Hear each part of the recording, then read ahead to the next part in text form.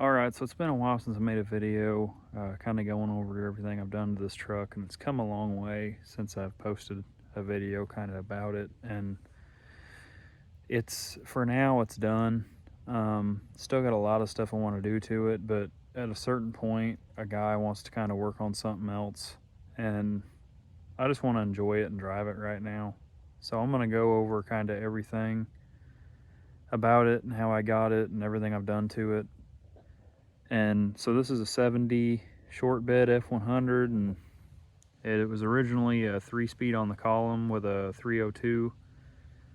I've wanted one of these since, well, a long time. I've wanted one for a while, and I found it on Craigslist for $1,500, and it was in Oklahoma, and it's a few hours away, like 4 hours or 4.5 hours away, and my in-laws actually went with me to get it and pulled it home for me, and we drug it out of the woods. It was sitting under a carport, and I was one of the first ones who seen it on Craigslist because I called the lady and I told her, I said, I want to buy it, I'll come get it Saturday, and I was going to come and get it regardless, and I just had to have it. I seen the pictures and it was just perfect in my opinion for what I wanted. And she actually told me that when I went and got it, she said that she had like unreal amount of calls, like just a bunch of people calling her wanting to come and buy it, offering her even more money for it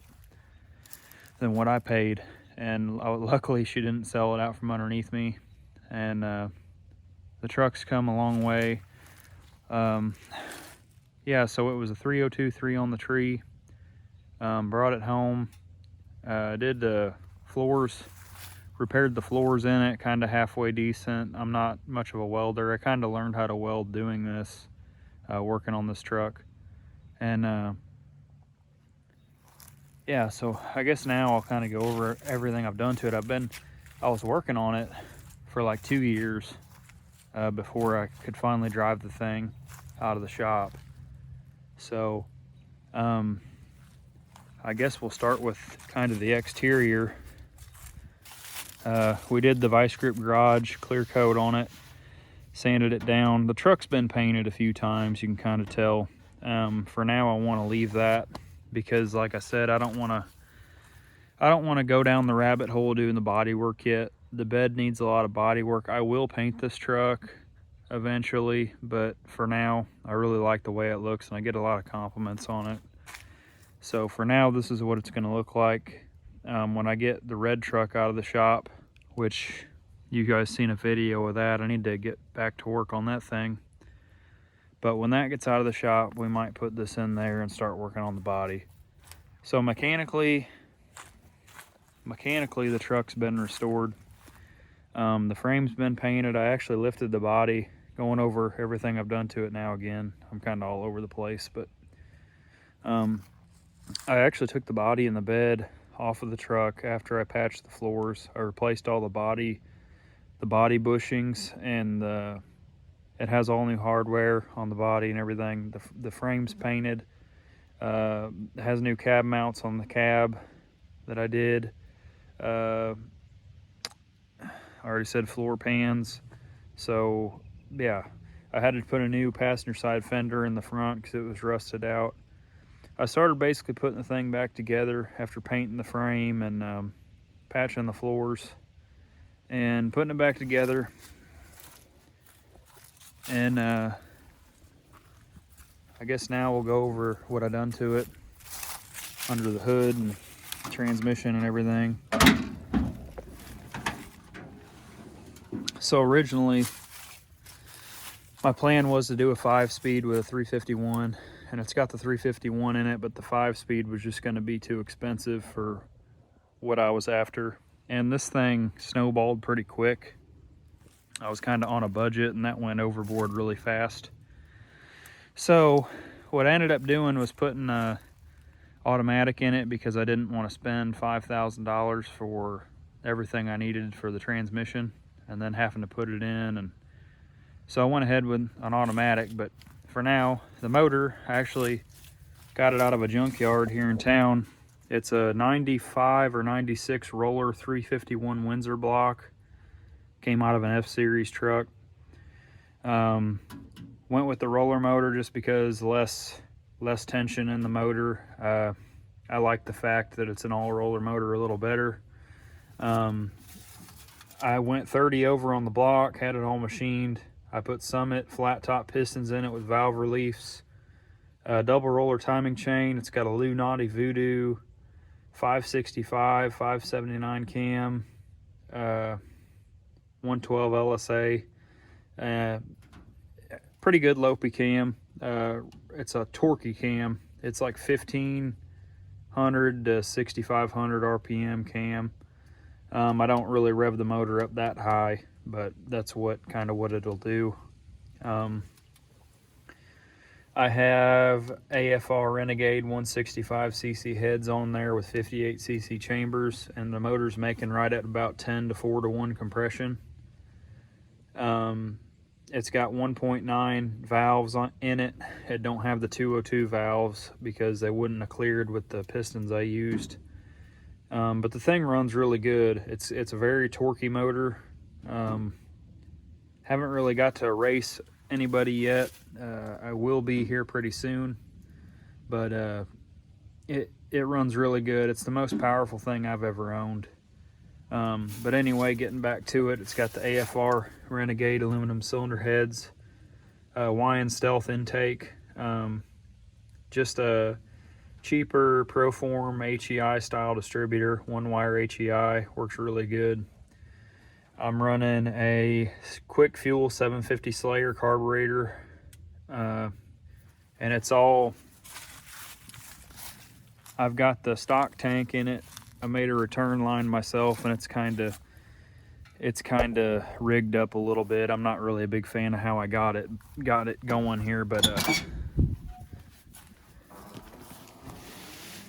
it's just got a metal return line running into the top with some JB weld, and I'm not really happy about that, but I was having a hard time figuring out what to do. It works. It's not pretty. I'll eventually be moving the gas tank underneath the bed. But it's got a Holly blue fuel pump on the frame down here. You can see it right there. And it's running into a fuel regulator right here. And my fuel line's kind of just flopping here. I need to do something with that, but need to get in here and tie that up. I prefer my fuel line running to the front of the motor so it keeps it cool. I see a lot of people running it to the back, but I don't like that because then you got a lot of heat back there. This is constantly getting cooled by air coming in the grill and the fans. So that's kind of why I do that. It's ugly, but it works good. I've never had one vapor lock on me doing it this way. Yeah, so the motor's pretty good, pretty healthy motor. All I got is an alternator. I've got electric dual fans, just cheap eBay fans, cheap O'Reilly's radiator. Okay, I had to move here. There's some people walking up by the road, and I don't like filming in front of people. I feel really weird, so no big deal. But moving onto this, I was talking about we had just the cheap O'Reilly's radiator and the electric dual fans running into a relay, and it's on a switch right now. Exhaust, we've got Sanderson shorty headers. That was one issue I ran into. I couldn't find any long tubes to fit with the 351. They kept hitting the frame, so I just got some Sanderson shorties. Got it running into 2.5-inch exhaust, true duals, no X pipes or nothing. It's got MagnaFlow MagnaPacks, and it's dumped behind the back axle. And that was one issue I had with this motor swap, and the other was just finding some pulleys to work. But eventually I just got some off of an 80s F250 with a 351. Got the alternator bracket off of that, and found these on like a 70s F150. So if you kind of piece stuff together, you can make it work. Like I said, the exhaust, it's got the MagnaFlow MagnaPacks, and it's dumped behind the back axle here.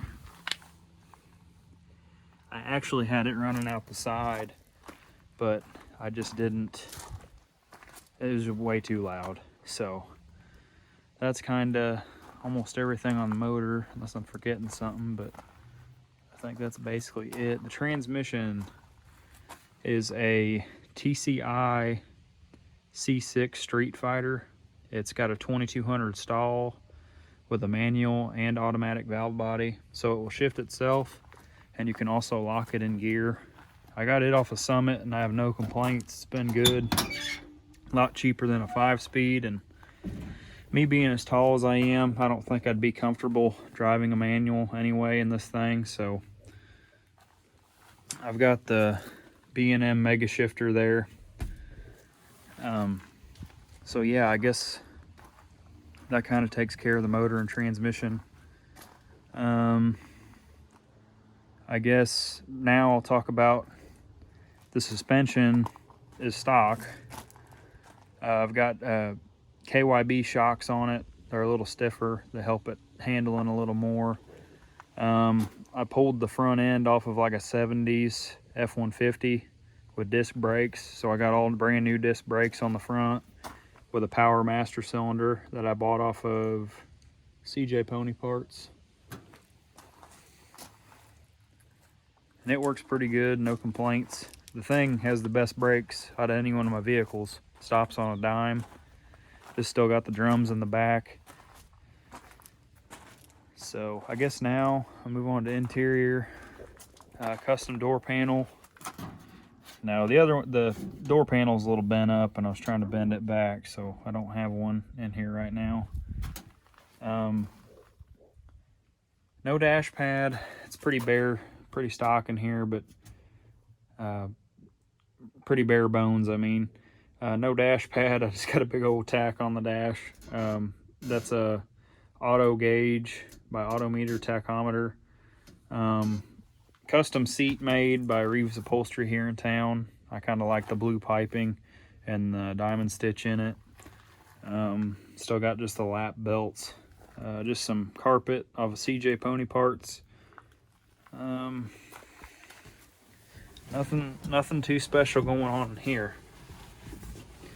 But this is my B&M Mega Shifter I was telling you about. So right now we're in park, and you can lift the T handle back here, go into reverse, neutral, drive, and it'll stop there. And you can actually bump it back, and that's second and that's first. So if you hold it in first, it'll stay in first, and you can bump it forward, and that's second and that's third.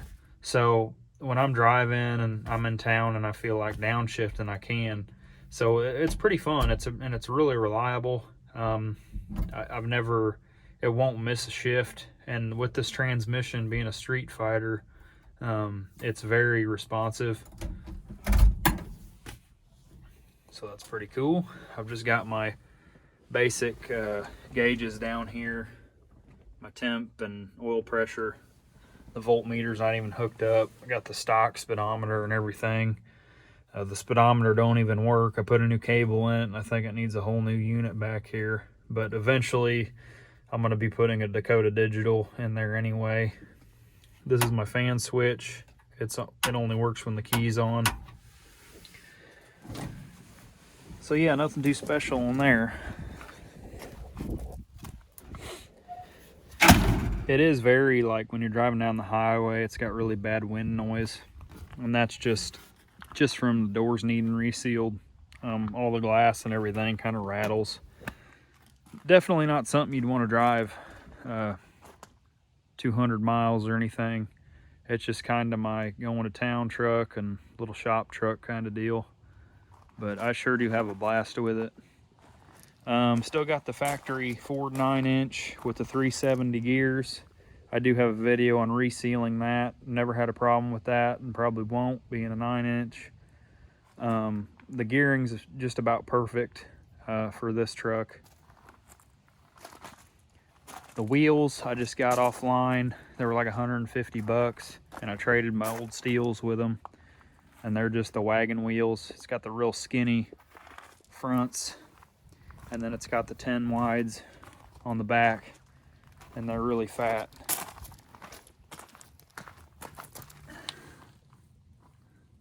So the thing, when you're getting on it, it goes straight and it don't get sideways. It does spin. Sometimes it spins really bad, but you know, when it does go, it goes straight. So I'm pretty happy with that. It's been all aligned the best it can, and eventually I'd like to do cow tracks in the back, and I'd like to lower it just a hair. I'm not big on like bag trucks, but I would like to lower the truck just a little bit.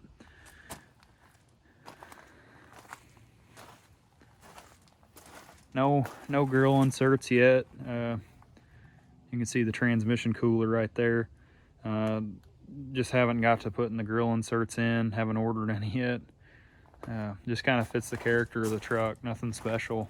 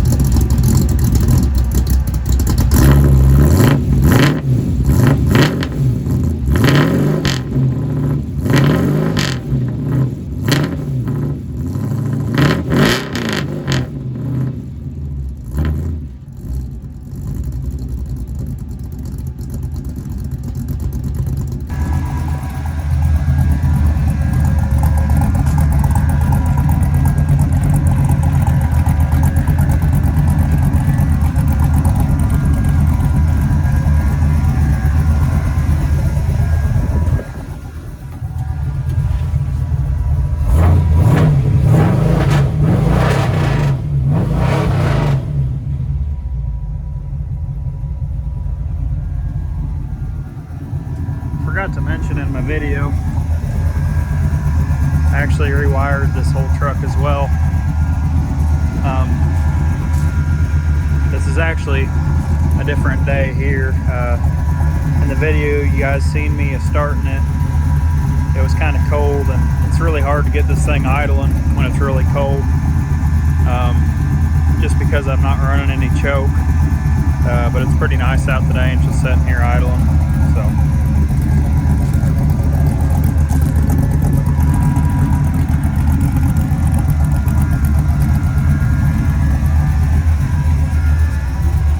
This is probably going to close this video out. I appreciate you guys watching. If you guys have any more questions about this thing, let me know. I tried to go over everything that I could think of. May have forgot something, but thanks for watching, guys. There'll be some more videos coming soon, so have a blessed day.